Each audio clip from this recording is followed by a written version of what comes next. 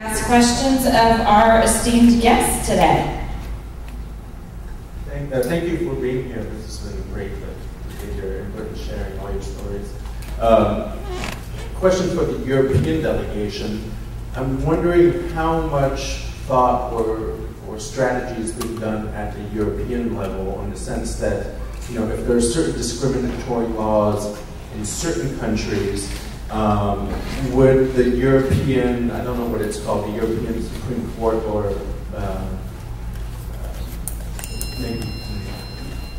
Well, the thing is that all those matters are still to be taken on the national level. I mean, the United States of Europe is not yet a full reality, and therefore, as far the family laws are concerned, is still completely the prerogative.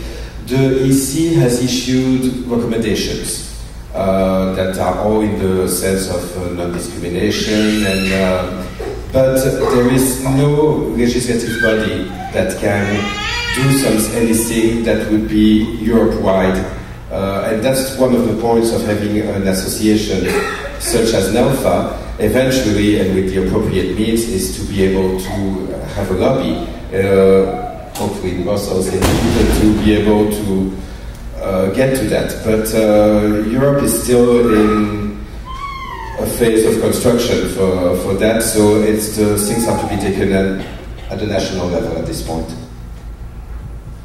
I think that there's one point, important point, is that the European Parliament doesn't want to interfere in the political, family and political of the country, of the countries, European countries. So it's only for them. It's only a problem for each country. So each country is making its own family and political, and this is an important. Yeah. One of the most powerful tools that the EU has in gay rights is actually when new countries are entering into or applying to membership in the EU, because gay rights have been long one of the requirements to at least to some extent, to be able to enter into the EU. But the one thing we are trying to do within the union is mutual recognition of families throughout the world. Like so not to be like Carol's marriage not to be recognized in France, and if this is the competence of European Union, because European Union's founding principle is a free movement of people. So we are propagating to have free movement for families as well. Other questions?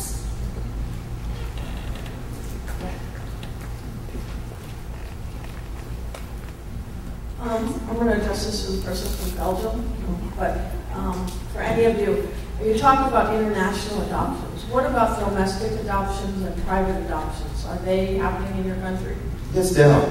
No, they are. But as Drew has said, in this case it's the same in Belgium. There's so few adoptable children, which is great. I mean, it's wonderful, but it's a very rare occurrence. So national adoption is exactly under the same terms. And internal adoptions, very easy. Unadapted sometimes to some gay families. For example, Eric was at one point, where we found another way, but was to adopt his own son in Belgium under a whole procedure that was not heavy per se, but not adapted to our situation. So that's the kind of things that we do. We are trying to have the competent authorities to lighten the process for already established family. But intra-family adoptions are very easy, and that's actually the way most women couples achieve creating their families. And yes, both parents have we don't have a third parent possibility yet, I don't even think there is a question of that. But both parents have absolutely equal responsibility, rights, and duties. I think one of the things, and I think this is part of where your question comes from, and I don't know how many people know this, but in the United States there are 500,000, give or take, about 423,000 now, kids in our foster care system, 112,000 of whom are available for adoption. And each year 25,000 children age out of the system, never having found permanent stability with parents. So I think in the US, the question is how many kids do you have in your system, and it's very different depending on the country you're in. And in the US, we don't have the kind of social safety nets that I think a lot of European countries do around supporting families, and so we end up with far more children in need of permanent, stable homes. Well, we do have amongst our members a family that has adopted a little girl from the United States, but they did adopt it in the US and then proceeded to move to Belgium. But we don't know of any agency that actually deals with the United States as a country. I know you do, but I don't believe that sending them over. Joy, are you raising your hand because you want people to know? I am raising my hand. We are trying to have these children that are in the foster care system, that are ready and willing and anxious to have permanent families, be adopted in any country in the world. We think the world is a very small place. And we have actually met with the Belgian CA, the Flemish CA, and they refuse to consider American adoptions. Why? Because they don't believe in birth-parent choice, and they feel that we are doing something that doesn't agree with their philosophy and their laws. They've been to the United States, they've been to New York, they've met with our judges, they've met with us, and we've attempted to move things forward. And hearing the way the families are being incorporated in your country makes so much sense for us to be able to have these children placed in your country. So whatever you can do to encourage that. In French, is it a different? So that's Joy from Forever Families Through Adoption. It sounds like there's a good conversation that can happen after. From Michael Golstein, because we have really been working very hard in many of the different countries in the world to open up the American children to have permanent, loving families. Period. We'll talk, and please let me know who you spoke to and what was exactly said. Thank you. I have a question actually to everybody except for my husband. That includes you as well. In terms of, in Brazil, we don't have an association. There is no association of GLBTQ families, parenting families, etc., etc. What is the recipe for success in, say, one or two examples of actually forming an association? What is the starting point? If we, in Latin America, starting off with Brazil, say, okay, we want to form an association, what should number one, or number two, or number three aims actually be? Yeah, and I may actually hand the microphone to Rachel at some point here. So I don't know if anybody on the right side wants to go first. I can speak about the way the APGL went out. It was in 1986. It was only gay guys, ex-hetero, who created the association, and then lesbian couples were very interested, and then they growing up the association a lot. I'm going to actually, it's Rachel. Thank you. Well, I can tell you how we started. I run this program called the LGBTQ Parenting Network in Toronto. And we just celebrated our 10-year anniversary, so we're reflecting back on our 10 years. And I remembered that day of sitting down. I was actually hired to start a program. I sat there with an empty desk saying, okay, what do you do now when you start a program?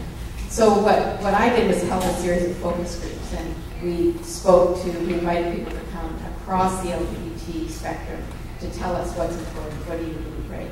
And really what people said in summary was, they wanted to know, how do we create families, right? Like all the things we've been talking about for the last few days. So out of that, of course, is that Jake spoke about, sort of grew from there. People really want community, people want, and I guess all of us know that, right? You have to have social events and places where their kids can meet other kids who are growing up in families like yours, where parents can talk with other parents about all the stuff that we love to talk. It's been so fascinating being here and going to the pool and listening to, I was here with my 19-year-old, she's like, Mom, everybody's talking about queer parenting everywhere, right? Because we have this need to like talk to each other. So people wanted to talk to other parents, they wanted their kids to meet other kids. Everyone across the board is concerned about schools, right? As the Equality Council is one of their main areas of work. So you have developing work in schools. And everyone across the board is how do we find LGBT positive professionals, you know, all those people that come into your lives, teachers and doctors and nurses and social workers and all those people, right? So I feel like those four things really informed our work, right? So in that we started to do training for professionals of all kinds, right? And out of that also grew a lot of research, right? So we started to do research, which has then informed our programming.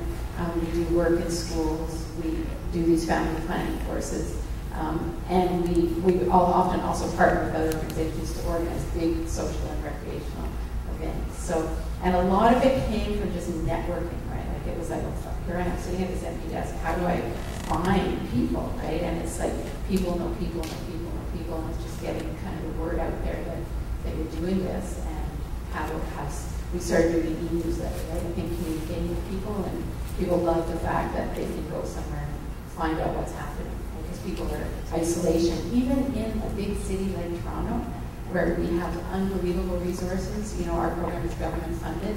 I meet people coming to our family planning courses who don't know any other queer families, right? They don't know anybody else like them. And so there's such a need for the other people in the build community. So there's a nutshell.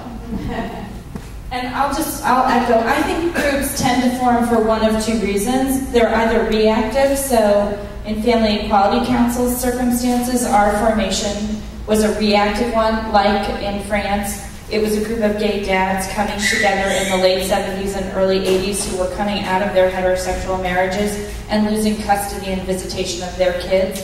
And so it was an underground network of dads trying to work judges, trying to figure out how to have amicable splits from their wives so that they could at least have visitation with their kids. And they were looking for the type of LGBT community where having kids wasn't an automatic disbarment to participating in the community. Because in the late 70s and early 80s, if you were gay, you couldn't be a dad, and if you wanted to be a dad, then you better not show up where the gays were. So it was sort of a reactive formation. I think the other way to start it is sort of Rachel's model, which is thinking proactively about what are the expressed needs of the community and then building a program based on that. The one thing I'll say is that Family Equality Council did this convening 2 years ago now, I guess it was, in San Francisco, where we brought together the heads of all of the organizations at the local, state, and some international guests, because Rachel was there.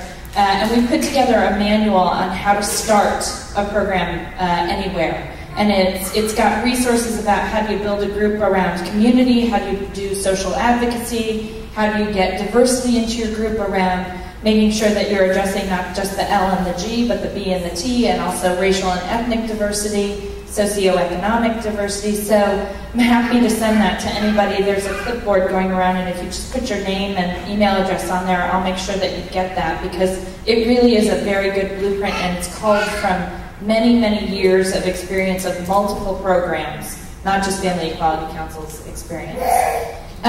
So I think we have time for one more question. So if you have a question, raise your hand. No? Then Ron, you get to say one last comment, and then I'll wrap things up. I just want to say that my experience is made out of the fact that I live in New York, and we have a support group for people who are become parents, and I think that is also typical. Sometimes it's chronologically, sometimes it precedes the parenting itself, and I've seen people graduating from support groups to how to become parents to support groups to people who are parents, and sometimes it's almost like a generation that's going together. I'm also originally from Israel, and I was, very excited to see a year ago the emergence of a Rainbow Family Association almost from nothing. And I think it also, in some ways, started from seminars that were out there about how to become parents, and then all of a sudden, you know, this need for education. And I think many times, sort of like kicking off big conference or a seminar or a get-together with media visibility, especially when you're a latecomer in a country where, you know, is already aware that these things are happening elsewhere, that would be a really good way to kind of like, you know, get the momentum going. Can I just add,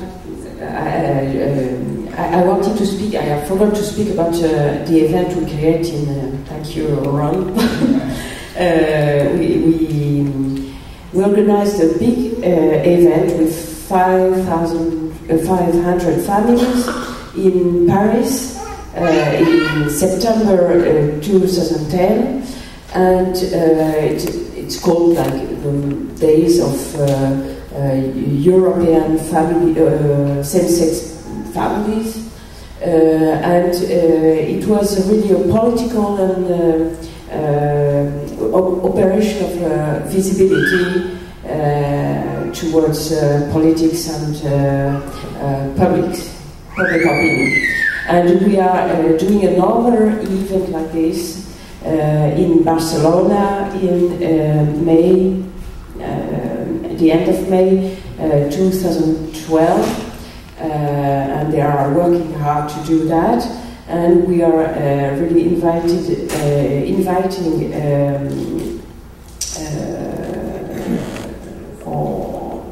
Ron and them. Yeah. There you go. Thank you. I'll go on that trip. You should invite me. So I think, Ron, your comment is a great segue to my wrap-up comments. So first of all, thank you to all of you for being here and participating. Thank you for having us. And I really hope that in the future there will be another event like this with a table twice as long, with representatives from countries from other parts of the world that don't even have the right to exist at this point. And our family vacations for making this panel possible, so thank you to you too. And I want to put in my last plug, sort of on this note of organizing and ways in which you can help make our families visible globally, in partnership with all the groups that are represented here, plus some other ones, working with a number of other folks. We are going to host the first ever international LGBT Families, Rainbow Families Days next year. May 6th, 2012 is the date of the day, and so all these different organizations globally are going to be doing events and creating visibility and trying to raise awareness about our families, where we are in the world, what our lives are like, what the issues are that we face. And I know Greg and Kelly are going to talk about this when they reveal all things 2012, but they will be hosting a special weekend event in Philadelphia that weekend on Friday, May 4th through Sunday, May 6th, and Family and Equality Council will be partnering with them on that in celebration of this International Family Day. So there's going to be a really exciting opportunity in 2012 to just ratchet up the conversation globally about our families, which I think can only help make the countries that have already made really good progress get further along, and it can really point out those places where we need to do better and help move their needle too. So I want to thank all of you for being here.